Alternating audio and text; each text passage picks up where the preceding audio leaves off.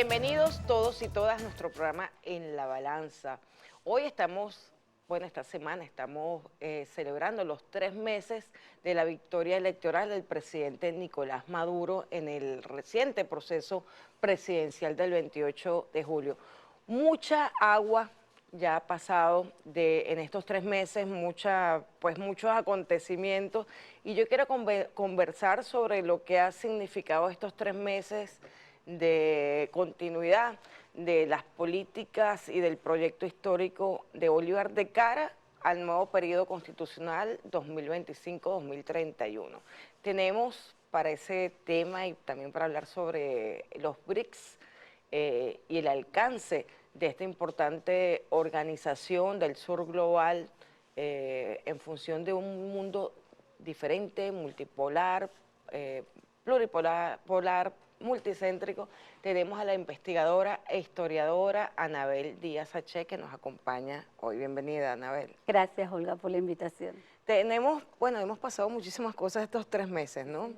Sobre todo entendiendo que de un proceso electoral con todas las garantías en relación al cumplimiento de los principios y procedimientos de auditabilidad del proceso electoral en un sistema de vanguardia a nivel de la región, a pesar de que se desarrolló con todos los elementos, finalizó con todas las garantías, fue boicoteado por la extrema derecha.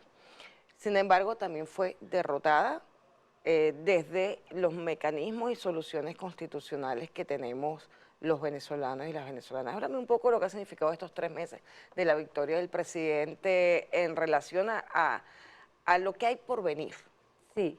Bueno, Venezuela es un país que se encuentra en estos momentos en una paz que muchos países del mundo envidian, una paz, una estabilidad y una legitimidad del gobierno. Recordemos que legitimidad es la aceptación de la autoridad sin necesidad del uso de la fuerza, y eso en Venezuela es el estado normal de opinión, ¿no? Hemos transitado por todos estos años, luego de la muerte del comandante Chávez, en una constante intención de romper la constitucionalidad, de romper el hilo constitucional, de romper la estabilidad y la legalidad, la legitimidad del gobierno bolivariano. Y han sido de manera permanente derrotados. En algunos momentos por el uso de la violencia, volvieron a intentar el uso de la violencia, cuando las personas, algunos investigadores, historiadores, profesores en el exterior de otros países nos preguntan cómo lo logran, ¿no? ¿Cómo logran esta legitimidad? Y si es verdad que nosotros ganamos por más de 1 millón de votos las elecciones. En una situación que, por supuesto, para cualquier pueblo del mundo hubiese sido muy difícil, porque el pueblo venezolano, recientemente empieza a transitar por lo que el pueblo cubano ya conoce hace tantos años, más de 60 años, que es un bloqueo financiero, un bloqueo económico, y para el cual nosotros no nos considerábamos que estábamos capacitados de afrontar. Sin embargo, como pueblo hemos madurado y hemos enfrentado eso que ellos mal llaman sanciones, y hemos logrado algo que es muy importante para el pueblo venezolano, que es evidenciar. Se evidencia en la calle, en el supermercado, en el puesto de trabajo, que nosotros somos capaces de crecer con esfuerzo propio. Que somos capaces de producir lo que nos comemos. Nosotros creíamos que no éramos capaces de producir más nada que no fuera petróleo. Y estamos aquí, de pie, y además en resistencia, y además con unas expectativas y unas esperanzas bien importantes que muchos países de la región estarían, envidiando, ¿no? Y mucho más los países y los pueblos europeos. Así es. Tú hablabas de algo muy importante, que es el concepto de legitimidad, que es el no uso de la fuerza, el uso del derecho. Y nosotros tenemos varios niveles de legitimidad del proceso electoral, de todos los procesos electorales, pero en este particular hubo más elementos de legitimidad porque se recurrió también a la vía jurisdiccional.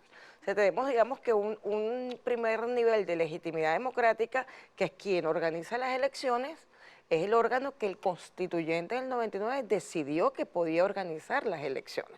Ese es como el primer nivel de legitimidad democrática. El segundo, por supuesto, es la confianza del electorado, que acudió a votar en un 60% de participación en un sistema donde el voto es facultativo, no es obligatorio como en otros países. O sea, ese segundo nivel fue importante de legitimidad del proceso electoral, la confianza en el sistema electoral. Y luego, por supuesto, entre otros niveles de legitimidad, porque quisieron cuestionarlo. Sí, señora. Hicieron todo un plan perverso para desdibujar el ordenamiento jurídico, desdibujar la institucionalidad y hacer un órgano paralelo. El mismo estilo del 2019 Sí, con Guaidó. repiten la misma estrategia, la misma fracasada estrategia, Así ¿no? es, Pero cada vez desde una posición más débil, de mayor debilidad. Ya incluso la gente que se había organizado en comanditos en algunas urbanizaciones de Caracas se preguntaba, bueno, esta vez sí vamos a entregar las pruebas, esta vez sí las tenemos, porque ellos mismos dudan de sus propios pseudo líderes porque saben que no son capaces de sostener la palabra. ¿De qué ha sido capaz el presidente Nicolás Maduro? De sostener su palabra, de sostener su verdad y de luchar por lo que nosotros creemos que es lo justo. Bueno, nosotros ganamos limpiamente las elecciones, no tenemos por qué entregarlas, porque la mediática internacional nos ataque. Nosotros no tenemos nada que demostrarle a otros países. Nosotros somos un pueblo libre y soberano y decidimos, y lo que aquí se decide, y tenemos vías, como tú dices, institucionales, jurisdiccionales, todo el entramado constitucional que la Constitución le ha dado, que además blinda la voluntad popular. Entonces pueden venir miles de pseudolíderes que en sus países no tienen mayor aceptación que la que pudiera tener acá el presidente Nicolás Maduro, a poner en duda, ¿verdad?, unas elecciones que nosotros las ganamos, las ganamos limpiamente, además las ganamos calle a calle y casa a casa en el medio de más de 900 medidas coercitivas unilaterales. Yo a veces digo, quizás a lo mejor tú lo compartes, ¿no?, que la extrema derecha siempre ha hablado de elecciones libres, pero ellos no nos han permitido a nosotros tener elecciones libres. Es así. O sea, realmente ir en el 2015 a elecciones frente a una guerra económica y un ataque a la moneda que fue brutal, todos lo sufrimos, lo vivimos en carne propia.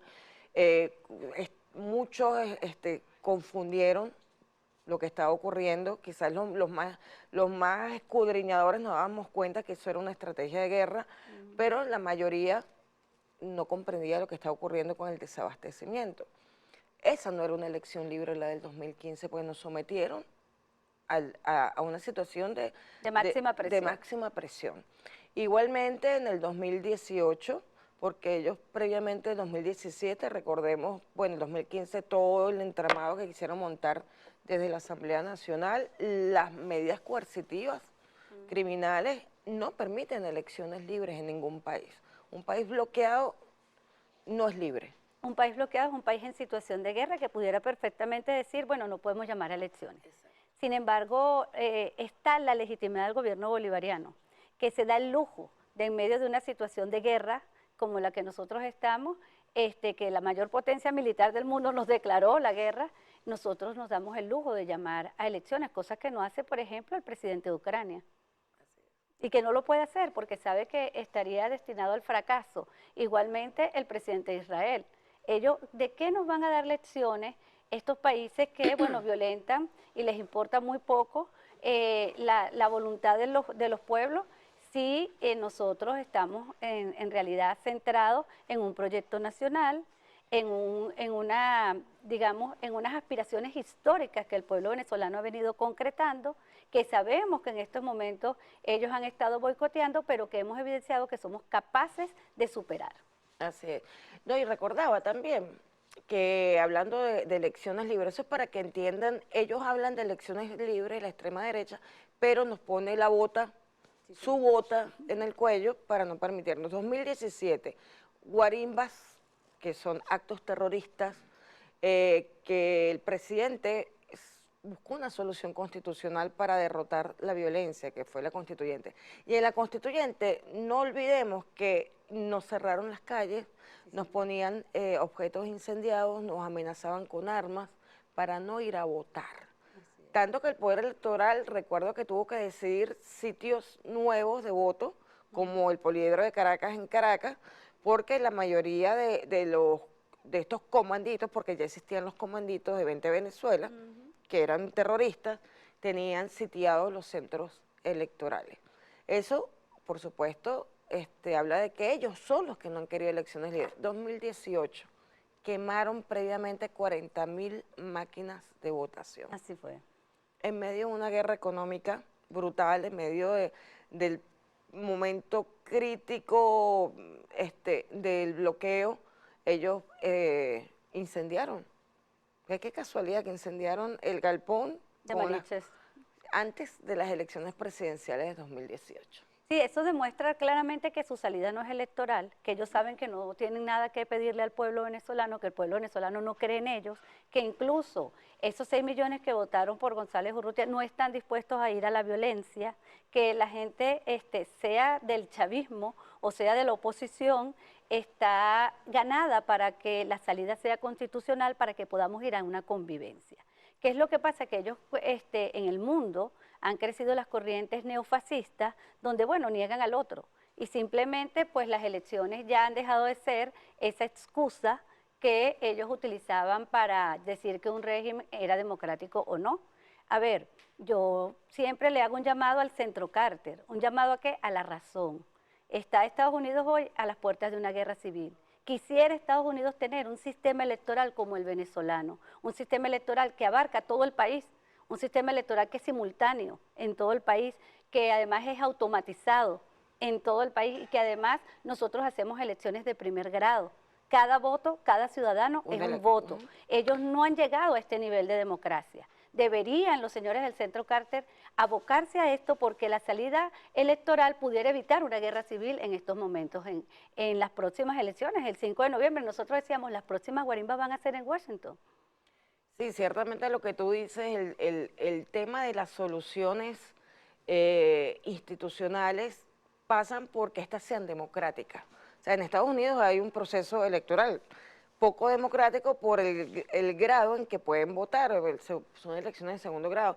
Si quizás, como tú dices, fueran a una elección o una consulta donde escuchan directamente la opinión del pueblo, quizás otra situación se reflejaría.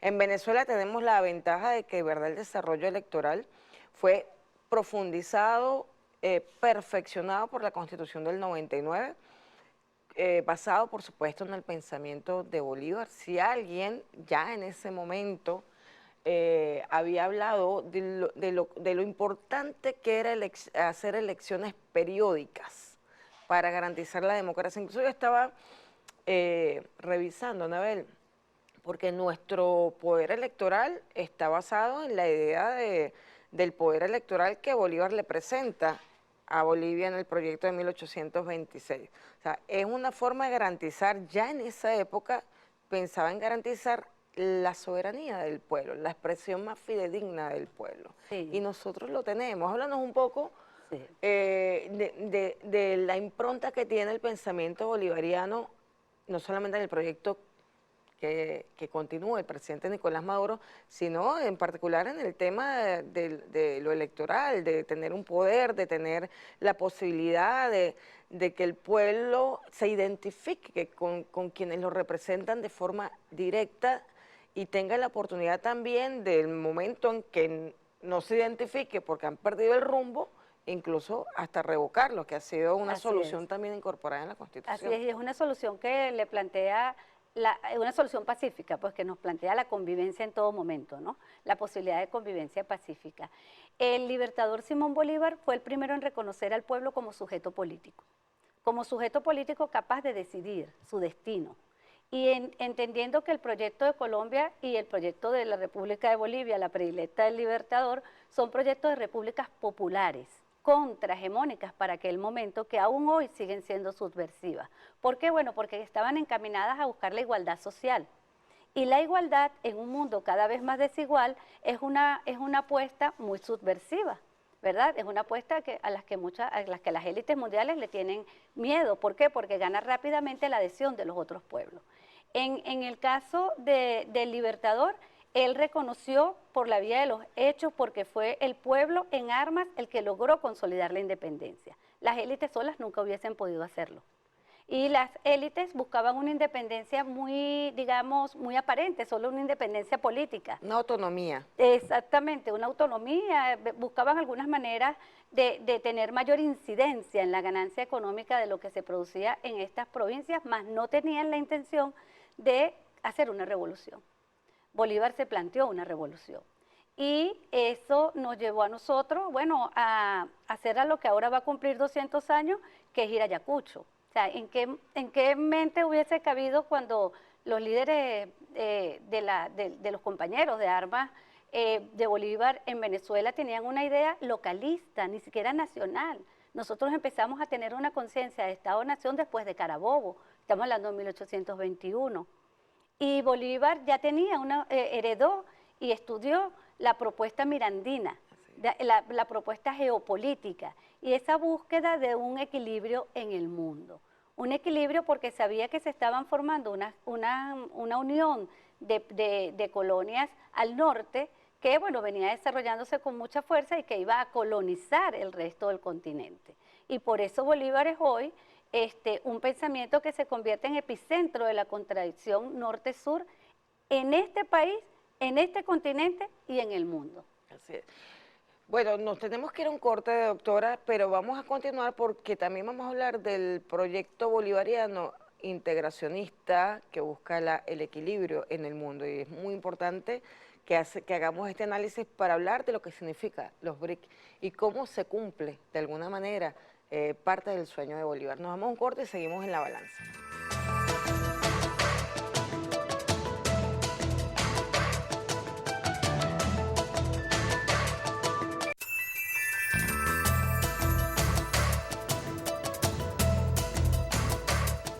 Continuamos en La Balanza con la doctora Anabel Díaz H., reconocida investigadora e historiadora venezolana. Conversábamos en el otro segmento sobre la visión de Bolívar. Hablamos de su visión en cuanto a los procesos democráticos y al tema electoral. Pero hay un tema que está muy vinculado al acontecer nacional e internacional en este momento, que es la propuesta integradora de Bolívar y la propuesta, bueno, además él fue el padre del derecho internacional público, entre otras cosas, ¿no?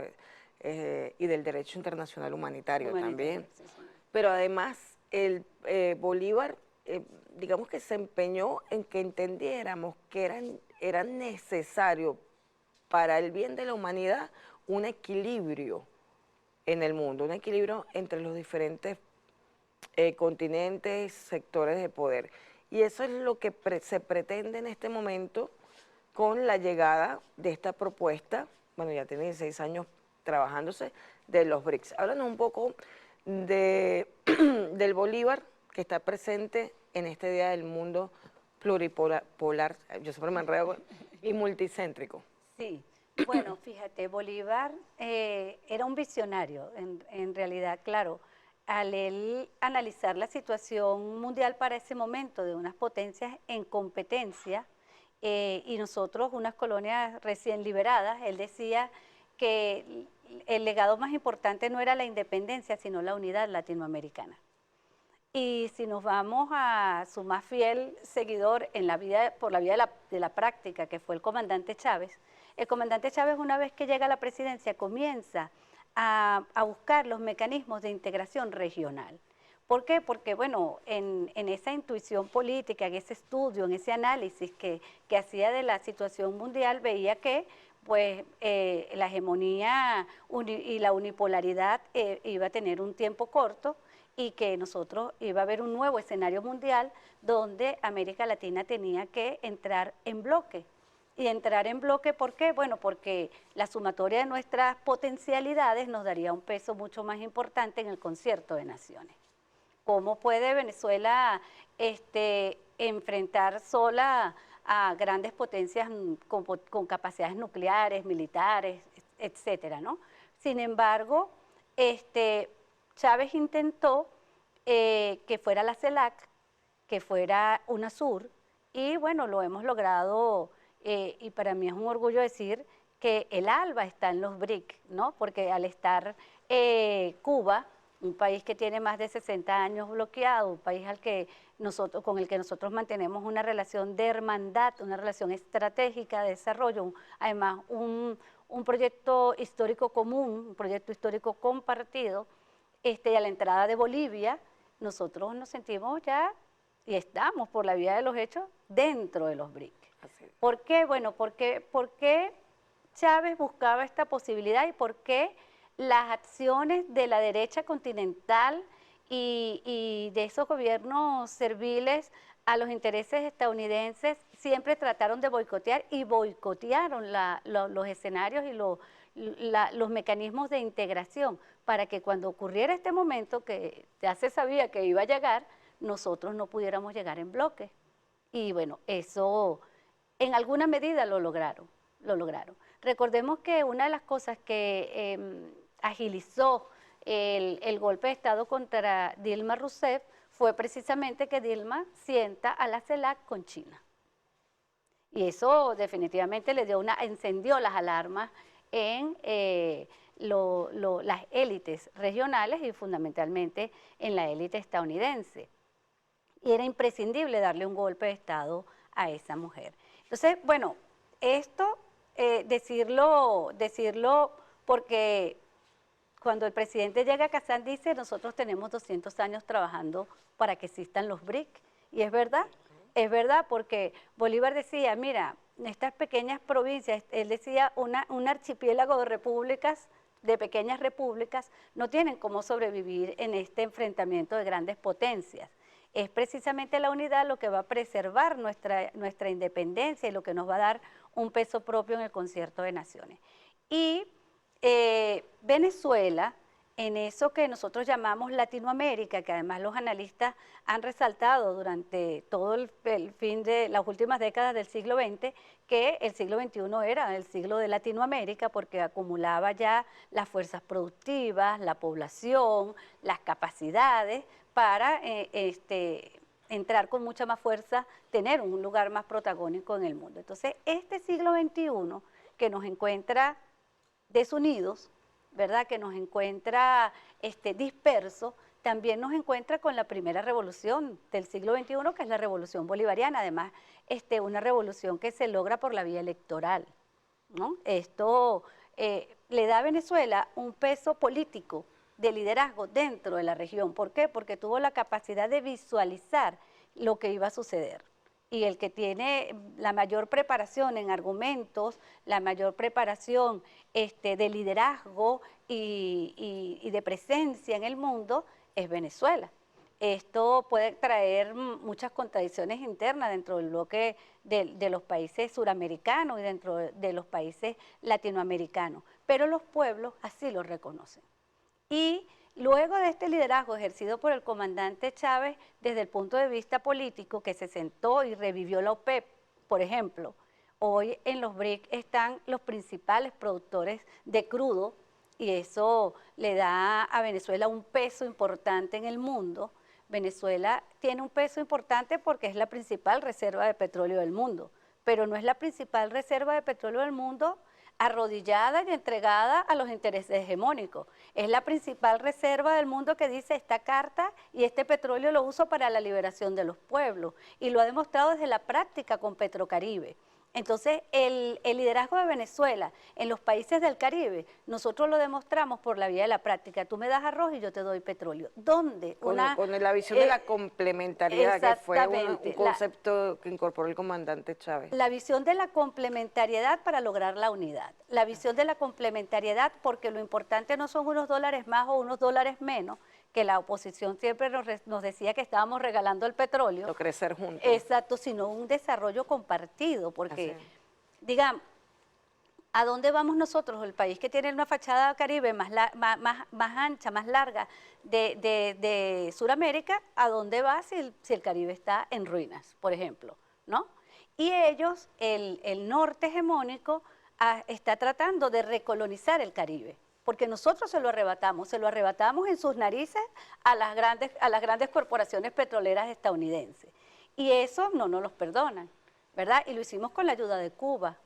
y hemos tenido en esos países, se ha mantenido a pesar de el boicot que ha sufrido la industria petrolera venezolana, a pesar de las medidas en contra de PDVSA, las medidas coercitivas unilaterales en contra del PDVSA que no nos permiten comercializar nuestro petróleo de manera libre, nosotros seguimos manteniendo la unidad con los pueblos del Caribe. Ahora, en la reciente Asamblea General de las Naciones Unidas, los presidentes de los pueblos del Caribe, todos dijeron al unísono: nosotros le pedimos a los Estados Unidos que pare el envío de armas que está en manos de los grupos delincuenciales. Porque ellos empezaron a caotizar el Caribe, a vender armas de manera, a traficar con armas de manera abrupta para desestabilizar toda la región. Y desestabilizar esa región a la vez que están ocupando con el Comando Sur militarmente los países del eje andino. Ellos están, ya le dieron presencia en Perú con Dina Boluarte, ya le dieron presencia en Ecuador, están cambiando la constitución para poder tener bases militares. Está ocupada militarmente por las bases militares del Comando Sur Colombia. Estamos atenazados. Exactamente, pero estamos atenazados, y lo decía yo con algunas compañeras historiadoras brasileras, estamos amenazados Venezuela, pero está amenazado también Brasil. Y hay quienes en los momentos culminantes nos crecemos y quienes se acobardan porque el miedo es libre, ¿verdad? Pero los pueblos no perdonan a los cobardes. Eso es totalmente cierto. Y eso es lo que vamos a observar ya lo estamos viendo en Brasil con respecto a la pérdida del liderazgo de Lula. Perdió una oportunidad histórica de liderazgo valiente. Sí, y perdió una oportunidad de darle a Brasil, bueno, de sumar a Brasil, como lo hizo, es un país fundador de los BRIC, y además incumplió los principios de los BRIC, que es un principio de inclusión, ¿no? Y no un principio de veto, porque si vamos a utilizar el veto nos quedamos en las Naciones Unidas, claro, ¿verdad? O nos quedamos en la OEA, pero nosotros estamos pensando en otro mundo, en otra posibilidad. Además, las condiciones económicas, las condiciones materiales, las condiciones objetivas, las condiciones subjetivas en el mundo están dadas para que este salto se diera.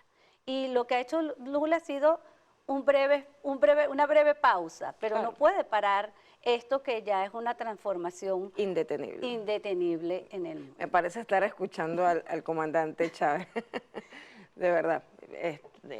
Recordar que de estos momentos son solo momentos que nos permiten reflexionar y replantear no solo la estrategia, sino también nos permite ver lo que va a ocurrir, porque no es mentira, el que se mete con Venezuela se seca. Eso es poco técnico, pero es una realidad.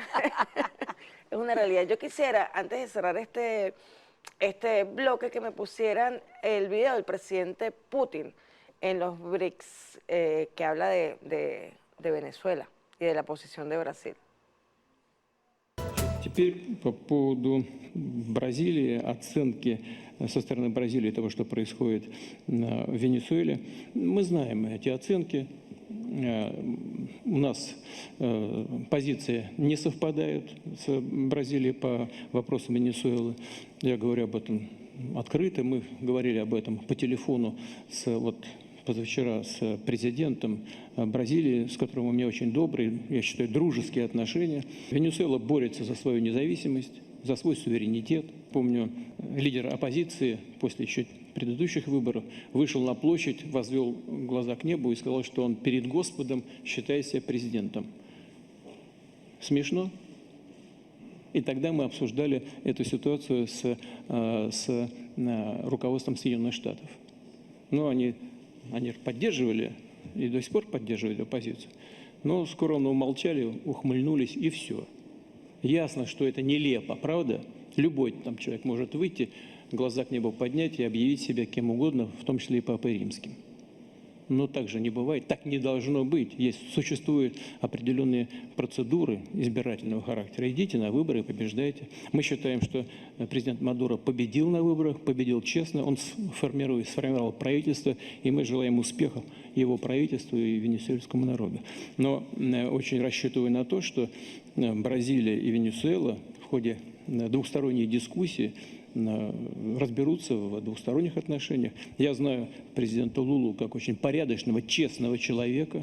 Уверен, что он именно с таких позиций, с позиции объективного характера, будет подходить и к этой ситуации. И он меня кое-какие слова просил передать президенту Венесуэлы в ходе нашего телефонного разговора. Надеюсь, что ситуация будет выравнена. Escuchamos al presidente Putin en la cumbre de Kazán, la cumbre de los BRICS. ¿Tu opinión sería interesante respecto a la posición de la Gran Rusia en toda esta situación que planteó? Porque es que el ataque de Lula no es a Venezuela, No. es a los BRICS. Sí, exactamente. Atacar a Venezuela o vetar a Venezuela es un ataque directo a los BRICS, porque colocar a Venezuela del lado de los BRICS inclinaría la balanza energética mundial a favor del bloque en un mundo en guerra. Y una guerra que además está sufriendo directamente Rusia, porque la mediática mundial habla de la guerra en Ucrania o de la guerra de la invasión de Rusia a Ucrania, pero en realidad se trata de una guerra de la OTAN contra Rusia. O sea, todos juntos contra un solo miembro del bloque, ¿no? Y la capacidad militar que ha demostrado Rusia, donde pues los ejércitos de la OTAN y la OTAN misma saben que no tienen posibilidades reales de ganar por la vía militar esta contienda. Entonces, para Putin, el ingreso de Venezuela a los BRICS era la posibilidad de inclinar la balanza y de llegar y forzar un acuerdo de paz en Ucrania.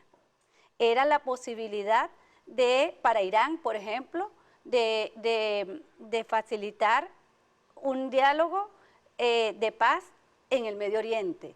O sea, lo que Lula ha hecho tiene proporciones catastróficas para el mundo porque significan vidas humanas.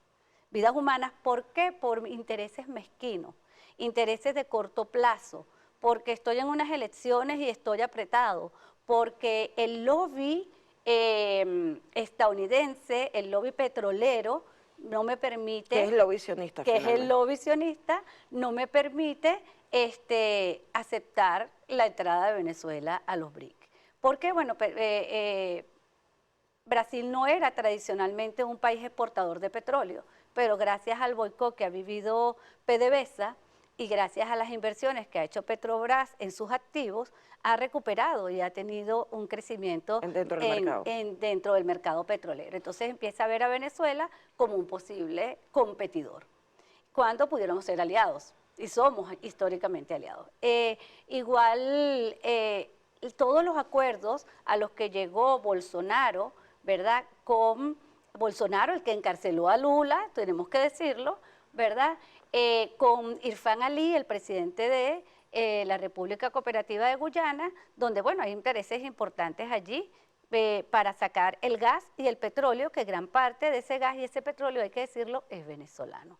Entonces, bueno, no puedo reconocer este país porque pongo en riesgo los intereses de las élites brasileras, no del pueblo brasilero, de las élites, cuando lo que está en juego es una base militar en una región que además es una región estratégica para el mundo, porque es la región de mayor biodiversidad en un planeta que está en una situación grave. Una de las cosas que también dijeron los pueblos del Caribe en esa Asamblea General de las Naciones Unidas es que ellos o se cambia el sistema o ellos van a desaparecer. Porque, bueno, todo lo que hemos sufrido los países en el ámbito mundial por la pandemia, toda la depresión económica a la que nos estamos enfrentando, todas las dificultades económicas a las que nos estamos enfrentando, se le suma una mayor intensidad y cantidad de desastres naturales, que además eso implica una inversión de su PIB muy importante, pueblos que sufrieron una casi nula entrada de divisas porque viven del turismo y estábamos en pandemia. Entonces, hambre, señores, es lo que viene para el Caribe y es lo que están enfrentando los pueblos del Caribe y que además han entendido que Venezuela es una aliada fundamental. Ahora acabamos de firmar Agroalba, Porque Venezuela tiene una capacidad de producción de alimentos, no solamente una capacidad de producción petrolera. Ya nos demostramos a nosotros mismos que tenemos la capacidad de alimentarnos. Ahora podemos ayudar a los países del Caribe a que se alimenten. Entonces, cónchale, lo que Lula ha hecho de verdad se pierde de vista. Doctora, nos tenemos que ir a un corte y al regreso vamos a tener una intervención que nos envía el profesor Aníbal Garzón, quien además recientemente editó un libro de su investigación sobre los BRICS. Nos vamos a un corte y continuamos con la doctora Anabel Díaz H.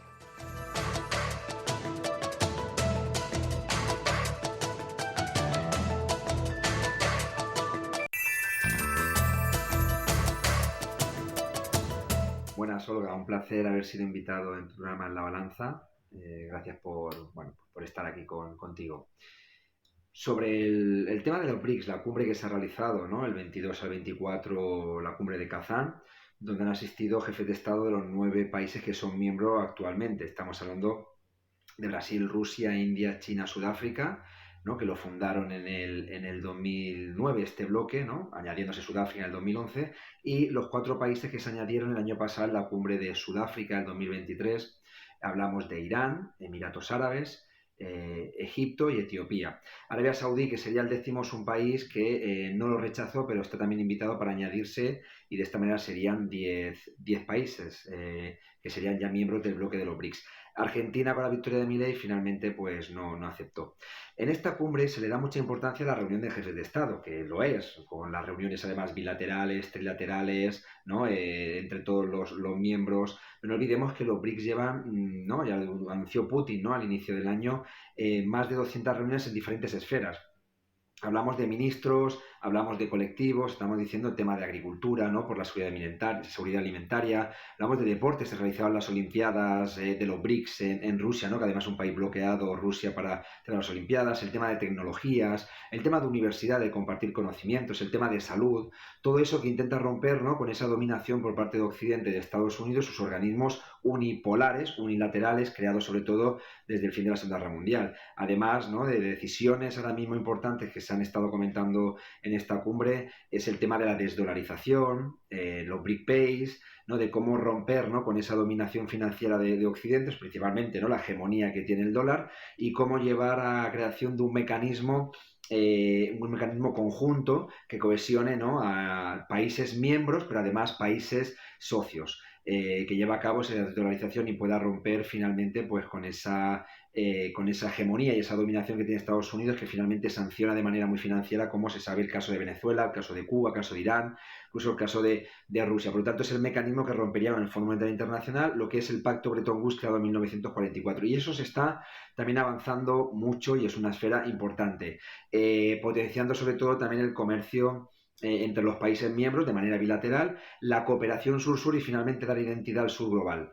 Esos son mecanismos que se trabajó muchísimo en la cumbre de los BRICS, pero sobre todo llegando incluso a escenarios de suma importancia, como una cooperación directa bilateral entre China e India, ¿no? En el caso del conflicto fronterizo de tema de Cachemira, ¿no? El llevar a cabo cooperaciones de seguridad entre Irán, China y Rusia. Por lo tanto, además, potenciando diferentes mecanismos también de la seguridad de los países BRICS. Muchos de ellos han recibido injerencia por parte de Estados Unidos. No olvidemos el caso de Ucrania en Rusia, el caso de Taiwán en China, la injerencia, ¿no? de Palestina en el tema de Irán, o violaciones también, ¿no? de cierta injerencia que ha habido o en Brasil con el impeachment que hubo en su momento, ¿no? el lawfare contra Lula, y el tema también de Sudáfrica, injerencia que ha sufrido por parte de Estados Unidos. Por ello, tienen en cuenta todo esto. En definitiva, los BRICS no solamente han sido los 9 países, vuelvo a decir que son miembros asociados oficiales, sino también los países socios invitados. Y estamos hablando que es una suma de 36 países. Esto suma una población de 5.000 millones de personas de los 8.000, más del 50%, que supera ¿no? en esa presencia el PIB del G7, el PIB de Occidente. Por lo tanto, está generando un orden mundial alternativo, y fue claro en esa reunión con los países invitados que tienen intención de adherirse a los BRICS, que es una suma que se va a dar paulatina, y los BRICS tienen que fortalecer sus estructuras de decisión, de consenso, ¿no? el de temas financieros, pero políticos, representativos, diplomáticos, sociales, culturales, y entonces el hecho del éxito puede ser un fracaso. Por lo tanto, el proceso está siendo paulatino de adhesión de economías del sur y economías principalmente emergentes. Pero hay 36 países que están interesados, entre ellos dio la señal Turquía, que es un país de la OTAN, ¿no? Y ello hace evidente que los BRICS a pesar del silencio de los medios de comunicación de Occidente, es un tema de suma importancia, ¿no?, para el cambio, ¿no?, entre el mundo multipolar, cómo enfrenta ese mundo unipolar, cómo enfrenta ese viejo orden mundial. Es una transición hacia una nueva realidad internacional que cohesiona a muchos países del sur del continente, ¿no?, América Latina, de África, de Asia, quieren romper con esa dependencia histórica, esas injerencias y la estructura del imperialismo. Los BRICS no es un bloque de socialismo-capitalismo, sino que respeta la soberanía de los países, un respeto mutuo, una cooperación win-win de ganar los dos países que cooperen, ¿no?, o más países, ¿no?, que lleven a cabo alianzas. Por ello rompe mucho con la dinámica occidental de ese dominio respecto a otros países, ¿no?, de la visión neocolonial. Y eso hace muy evidente que muchos países del sur vean a los BRICS ahora mismo como una alternativa a esa dominación por parte de Occidente. En el caso de Venezuela, país, ¿no?, que ya lo dijo, ¿no?, Nicolás Maduro, muy interesado en sumarse a los BRICS, es un eje estratégico de la política exterior de Venezuela, porque yo creo que Venezuela necesita los BRICS para romper con el bloqueo de Estados Unidos, esas sanciones históricas. Además, el proceso de desdolarización de los BRICS también va a ayudar, ¿no?, a Caracas, ¿no?, a llevar a cabo sus transformaciones y evitar, ¿no?, todo ese número, ¿no?, más de 900 sanciones por parte de Estados Unidos. Pero los BRICS también necesitan a Venezuela. No olvidemos que Venezuela es país miembro de la PEP histórico y es el país que más reservas de petróleo tiene. Además, tiene diamantes, tiene oro, tiene gas, es un país rico muchísimo en materias primas, y eso fortalece a que los BRICS, si quieren sacar su moneda propia, necesitan países que tengan recursos, economías emergentes y con recursos. Y Venezuela aportaría una confianza a una moneda propia de los BRICS. Por lo tanto, también los BRICS necesitan a Venezuela, igual que Venezuela necesita a los BRICS. Es complementario. Pero, ¿qué ha sucedido en esta cumbre? Que esta cumbre finalmente ha habido un veto por parte de Brasil para decidir que un país entre como miembro oficial o miembro socio. Tienen que aceptar todos los países, ahora mismo los 9 que hay, y de esos Brasil, que además Lula no hizo presencia, ¿no?, en la cumbre de los BRICS, por supuesto, ¿no?, accidente doméstico, ha quedado evidente que Brasil ahora mismo pues tiene una política muy contraria, ¿no?, a la hermandad, ¿no?, y a la integración latinoamericana, contando en este caso con Venezuela. Yo creo que hay tres factores principales. En primer lugar, no hay que olvidar que Lula, ¿no?, más allá de un gobierno progresista o de izquierdas o, ¿no?, de esas etiquetas que se dan, Lula tiene pactos con sectores de la derecha, es bolsonaristas, que quiere controlar el Congreso.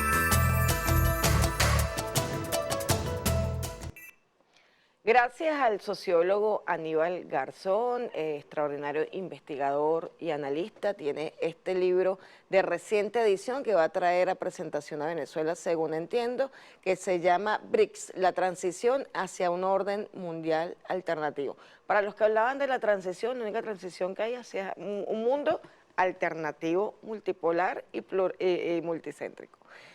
Doctora, estábamos hablando de dos elementos mientras veíamos este video. Uno, la presencia de Palestina y cómo se boicotea la posibilidad de generar la fuerza suficiente para obligar a Israel a retirarse del territorio ocupado y a entrar en el aro del derecho internacional, genocida Israel.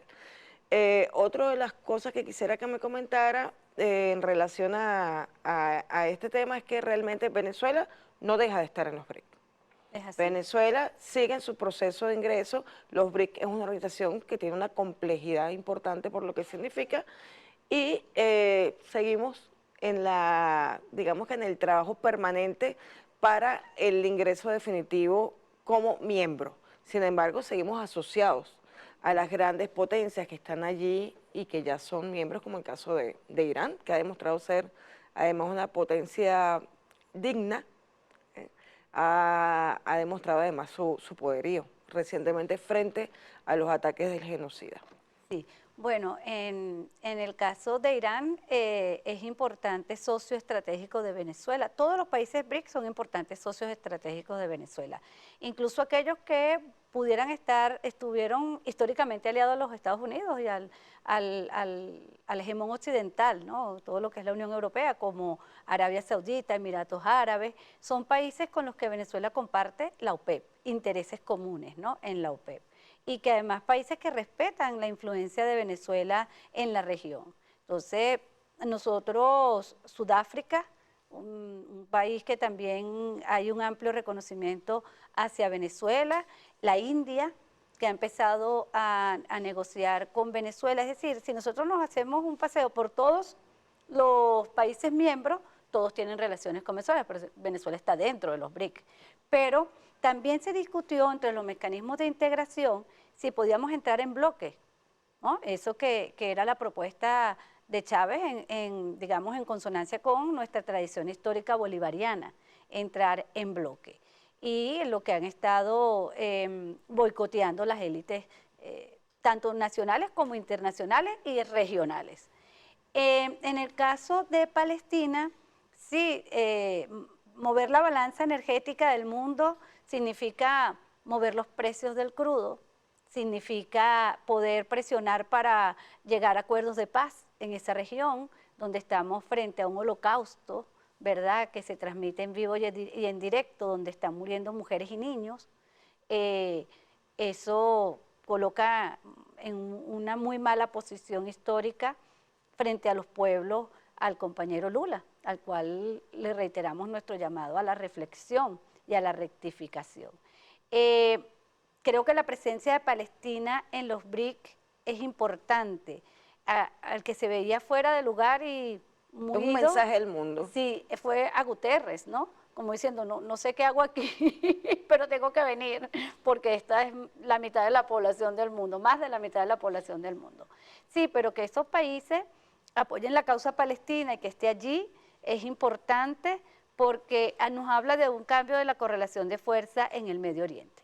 Irán tiene un papel preponderante, protagónico, ha inclinado la balanza y bueno, entraron en la guerra de manera obligada, entraron en la guerra. Igual Israel está escalando, lo que busca el hegemón en su desesperación es ir a una tercera guerra mundial. Y esto lo ha venido parando China y Rusia. Y entre los hitos mundiales, así como el 11 de septiembre fue un hito porque marcó el inicio del exterminio de los pueblos árabes y musulmanes por parte de los Estados Unidos. Y sí, crearon la narrativa que justificaba la... Exacto. Esta cumbre también es un hito, ¿verdad?, para ir desmontando ese orden mundial y para ir de manera acelerada construyendo otro donde nos podamos ver como iguales, otro donde no tengamos que obedecer y ser, digamos, nefastas políticas nacionales, políticas económicas nacionales como las que se están aplicando, por ejemplo, en Argentina, sino donde los pueblos puedan tener propuestas de desarrollo propio. El ingreso de Cuba es una cachetada moral, ¿no? El ingreso de Cuba es el reconocimiento mundial a su resistencia, a su capacidad de mantenerse pese a las condiciones más adversas a las que están atravesando. Acaban de atravesar un apagón donde la mediática mundial le dio toda el centimetraje al apagón y bueno, nosotros vemos cómo de manera permanente hay apagones en el Ecuador de Noboa, un país que no está bloqueado, que no está sufriendo los embates de la crisis climática como lo está sufriendo Cuba, y sin embargo allí la mediática ha sido bastante suave y complaciente. Así. Nos queda un minuto, doctora. Yo quisiera que, de forma resumida, la victoria del presidente Nicolás Maduro, el ataque permanente al presidente Nicolás Maduro en el tiempo reciente, antes al comandante Chávez, pero en esta oportunidad el presidente Nicolás Maduro reelecto para el periodo 2025-2031, tiene mucho que ver con estos grupos criminales, llámese Comanditos Venezuela, María Corina Machado, que son operadores locales de una estrategia de ese lobby sionista y petrolero que está detrás de quienes pretenden parar a Asia Occidental y las posibilidades de esta transición al mundo alternativo. ¿Tu opinión respecto a eso? Sí. Bueno, como te decía, esta cumbre va a ser un hito histórico y es una cumbre donde los BRICS se escriben con B de Bolívar, porque Venezuela tiene un papel protagónico. El hecho de que nos vetaran es simbólico para el mundo, ¿no? Es decir, tratan de detener el nuevo mundo, pero es imposible detenerlo. Y eso lo vamos a demostrar por la vía de los hechos, y lo estamos demostrando por la vía de los hechos. Además que el presidente Nicolás Maduro llega con una legitimidad y una fuerza económica de crecimiento que, bueno, a pesar de toda la campaña internacional para deslegitimar su gobierno, ha sido imposible porque ha recibido el reconocimiento de más de la mitad del mundo. Entonces, este conjunto de países, este G7, que trata de imponer y cambiar regímenes en el mundo, está definitivamente viendo que su capacidad de coaccionar es cada vez menor y va a tener que sentarse de igual a igual. Muchos lobistas norteamericanos, incluso Venezuela, es causa de divisiones internas y presiones internas dentro del lobby mismo petrolero, porque bueno, es la lucha de la Chevron contra la ExxonMobil. Allá ellos y sus problemas, nosotros estamos resueltos a ser libres. Así es. Nosotros entonces hoy celebramos además la derrota de esas operaciones en Venezuela que intentan desestabilizar la posibilidad de construir el proyecto histórico de Bolívar. Gracias, doctora Anabel, por habernos acompañado, siempre invitada a este programa. Nos queda siempre corto el tiempo, perdón, porque hay mucho que hablar y hay muchas reflexiones producto de tu investigación que nos interesa escuchar. Gracias a ustedes, nos vemos el próximo martes en La Balanza.